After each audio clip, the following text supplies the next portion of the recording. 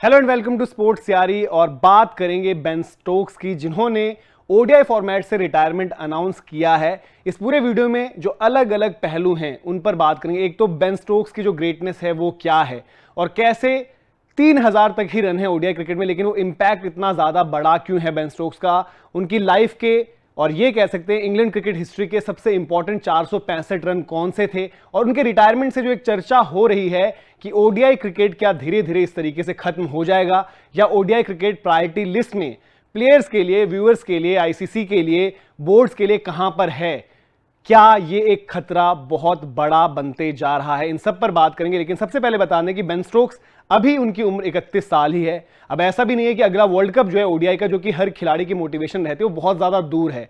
अगला world cup अगर देखें तो अगले साल ही था। तो ऐसे में ये नहीं कह सकते कि यार नेक्स्ट जो साइकिल है उसमें बहुत वक्त था और बेन स्टोक्स ने इसलिए पहले ये फैसला ले लिया। हाँ, उनके अपने कारण जरूर थे, जिसमें यह था कि वो नहीं मान रहे थे कि वो अपना 100% दे पा रहे हैं, और उनका ये मानना यह था कि कहीं ना कहीं वो एक थोड़ा सा कॉम्प्रोमाइजेस कर रहे थे, जिसमें बहुत बड़ी वजह उन्होंने फिक्सचर्स बताए थे, जिस तरीके से स्केड्यूलिंग हो रही है मुकाबलों की, और उस वजह से तीनों फॉर्मेट खेल पाना बहुत ज्यादा मुश्किल हो रहा है। सबसे पहले उनके करियर की बात कर लेते हैं और एक एक कर उनके देखते हैं कि परफॉर्मेंसेस कैसी रही थी। तो ये तो आप देख रहे हैं सबसे पहले कि जो उन्होंने जो एक इमोशनल नोट पूरा का पूरा पेन डाउन किया था, आपकी स्क्रीन पर भी हम दिखाएंगे कि क्या कुछ उन्होंने उसमें कहा, जिस पर बाद में मैं और छूंगा, जहां पर हम बात करेंगे कि ओडीआई क्रिकेट पर खतरा सा क्यों लग रहा है। लेकिन आगे इनकी परफॉर्मेंसेस पर अगर जाएंगे तो ये है इनका ओडीआई में बतौर बल्लेबाज परफॉर्मेंस। यहां पर आप देख सकते हैं कि 104 ही मुकाबले हैं, 105 पर करियर खत्म हो जाएगा।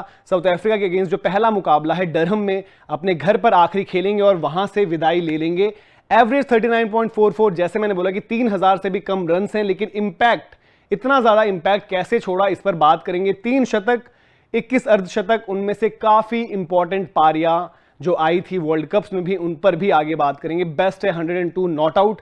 आगे अगर बॉलिंग की परफॉर्मेंस देखें तो बॉलिंग में फाइफर भी अपने नाम कर रखा है, लेकिन इकोनॉमी जो इस सीरीज में भी काफी ज्यादा हाईलाइट हुई थी इंडिया के अगेंस्ट की, on the higher side 6 run से भी ज्यादा रन प्रति ओवर दिए हैं। बाकी 104 मुकाबलों में 74 विकेट अपने नाम किए बेन स्टोक्स ने।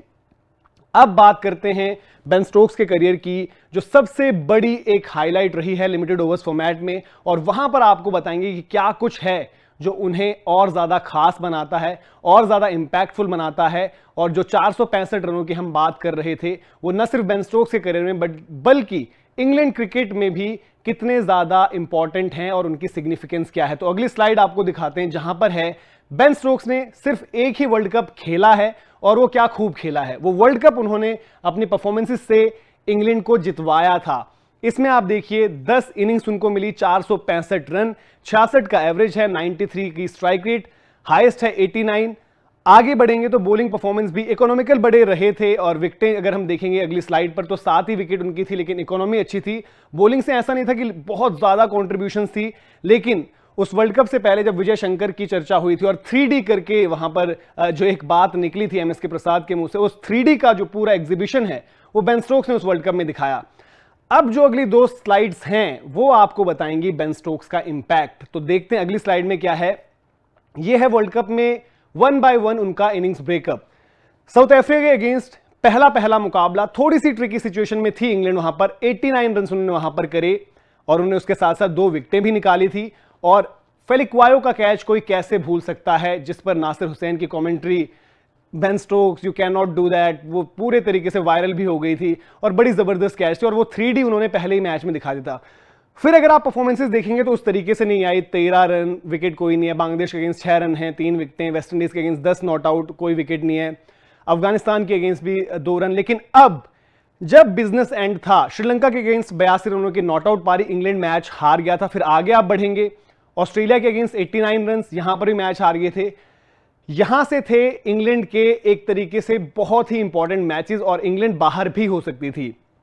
इंडिया के खिलाफ मुकाबले में स्टार्ट बहुत जबरदस्त मिल गई थी इंग्लैंड को, लेकिन बीच में जब विकेटें गिरी तो वहां पर यह लग रहा था कि शायद जो एक बड़े टोटल की तरफ इंग्लैंड बढ़ रही है उससे रुक जाएगी। बट बेन स्टोक्स की वहां पर तेज तरार 79 रन की जो पारी आई, उसने वो मोमेंटम इंग्लैंड को दिया। इंग्लैंड ने ये मैच जीता, और फिर बेन स्टोक्स इसके बाद और ज्यादा बेहतर होते गए। न्यूजीलैंड के अगेंस्ट मुकाबले में उनकी उतनी ज्यादा जरूरत नहीं थी, लेकिन न्यूजीलैंड के अगेंस्ट जब फाइनल आता है, ऑस्ट्रेलिया के अगेंस्ट उनकी बल्लेबाजी नहीं आई वहां पर, सेमीफाइनल की अगर बात करें, बट फाइनल में 84 नॉट आउट, कमाल की पारी। वो जो आप अपने स्क्रीन पर तस्वीर भी देख रहे हैं, उस दौरान जो ओवरथ्रो लगा था और जो रन्स उनको अवार्ड किए थे इंग्लैंड को, जिसके बदौलत मुकाबला टाई भी हुआ था। और इसके बाद भी सुपर ओवर में जब बेन स्टोक्स बल्लेबाजी करने आते हैं तो वहां पर भी अंडर प्रेशर जो है बेन स्टोक्स ने डिलीवर किया था।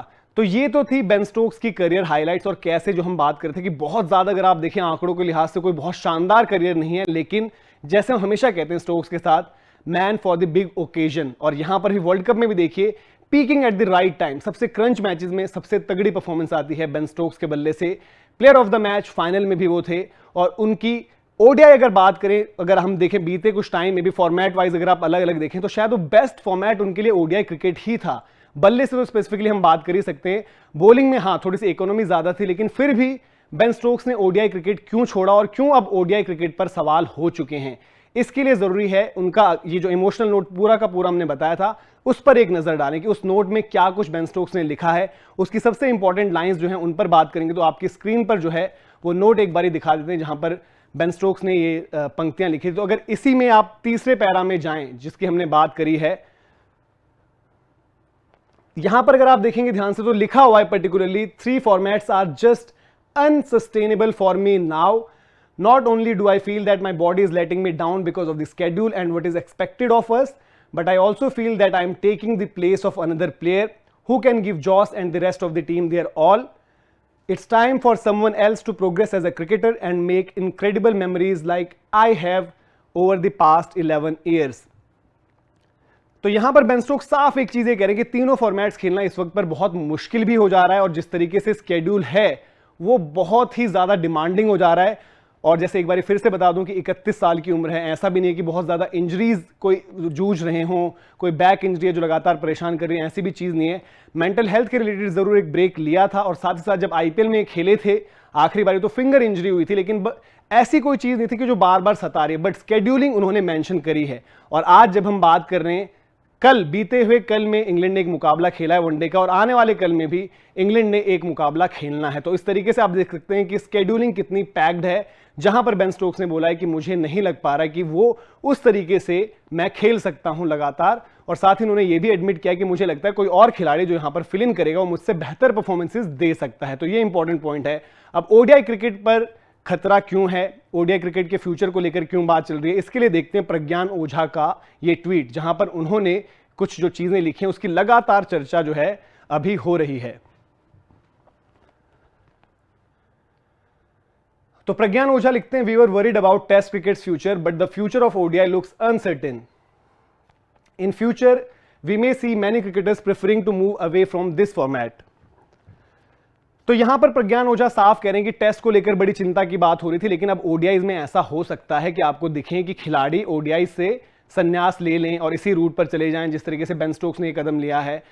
अब इसी की आपने बीते कुछ दिनों में हमने एक अपडेट दी थी कि कैसे साउथ अफ्रीका ने इंपॉर्टेंट मैचेस जहां पर आपकी वर्ल्ड कप की क्वालिफिकेशन डिपेंड करती है, ऑस्ट्रेलिया के साथ आपकी सीरीज है, वो छोड़ दी है, वो सारे पॉइंट्स ऑस्ट्रेलिया को दे दिए गए हैं। और आपने क्या तय किया, आपने तय किया कि हम अपनी जो T20 लीग रीलॉन्च कर रहे हैं उसको खेलेंगे उस दौरान, उस विंडो में। तो ये भी थोड़ा कंसर्निंग है।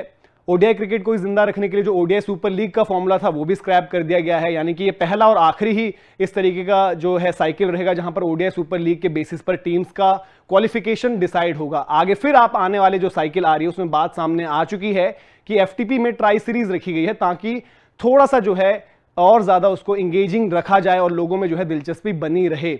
लेकिन जहां पर हम अश्विन का कमेंट भी नहीं भूल सकते, जहां पर अश्विन ने कहा था कि जिस तरीके से ओडीआई के मुकाबले हो रहे हैं वहां पर कॉन्टेस्ट बहुत ज्यादा जो है बल्लेबाजों के फेवर में हो चुका है, तो एक पॉइंट के बाद आप उस तरीके से इंटरेस्टेड नहीं रहते हो मुकाबले में। तो हर अलग अलग फैक्टर से देखें तो ओडीआई क्रिकेट इंटरेस्ट तो लूज कर ही रहा है। अब इसको बचाने के लिए क्या कुछ किया जाए, इस पर बहुत अलग अलग सवाल है, जहां पर सचिन तेंदुलकर ने एक सजेशन भी दिया था बीच में कि आप 25-25 ओवर्स के हाफ्स कर लीजिए, बट क्या वो भी उतना ज्यादा हम कह सकते हैं कि एक फॉर्मूला ऐसा रहेगा कि जो बचा पाएगा ओडीआई क्रिकेट को।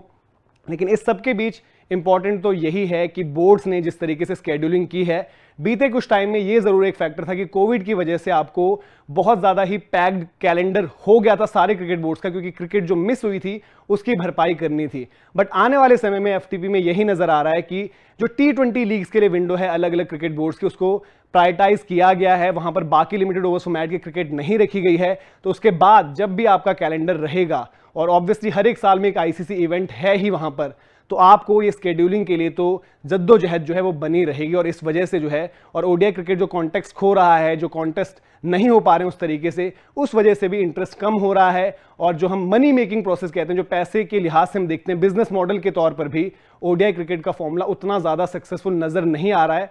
साउथ अफ्रीका ने ओपनली एडमिट किया था कि हम ऑस्ट्रेलिया खेलने, हम इंग्लैंड खेलने, हमारा जो है बिजनेस मॉडल के लिहाज से अगर देखेंगे तो लॉसेस ही बनते हैं, वहां पर फायदा नहीं होता है। इंडिया पर इसीलिए बहुत ज्यादा निर्भर करता है कि इंडियन क्रिकेट और बीसीसीआई किस तरीके से आगे जो है इन सब चीजों में इन्वॉल्व रहता है, क्योंकि सबसे ज्यादा पैसा जो है इंडिया के अगेंस्ट खेलकर ही सारे के क्रिकेट बोर्ड्स जो है वो बना पाते हैं, और वही एक फायदे का सौदा रहता है। तो इस पूरी डिबेट में इंपॉर्टेंट पॉइंट यही है कि जो ओडीआई क्रिकेट का फ्यूचर है वो बहुत हद तक निर्भर करेगा इंडियन टीम पर और इंडियन टीम के परफॉर्मेंसेस पर। अगला वर्ल्ड कप भी जो 50 ओवर्स का है वो भारत में है, तो इस सब पर जो है नजरें रहेंगी, और आगे इस पर अगर कोई अपडेट आती है तो भी आपको बताएंगे। इस वीडियो की जो भी इंफॉर्मेशन है वो आपको कैसे लगी कमेंट सेक्शन में जरूर बताएं। साथ ही साथ आपको क्या लग रहा है कि ओडीआई क्रिकेट का फ्यूचर क्या है, ये हम तक जरूर पहुंचाएं। वीडियो पसंद आई हो तो लाइक भी करें, शेयर भी करें, और अभी तक अगर आपने सब्सक्राइब नहीं किया है तो सब्सक्राइब भी जरूर करें। अभी फिलहाल इजाजत लेते हैं आपसे, बहुत बहुत शुक्रिया। जय हिंद, जय भारत।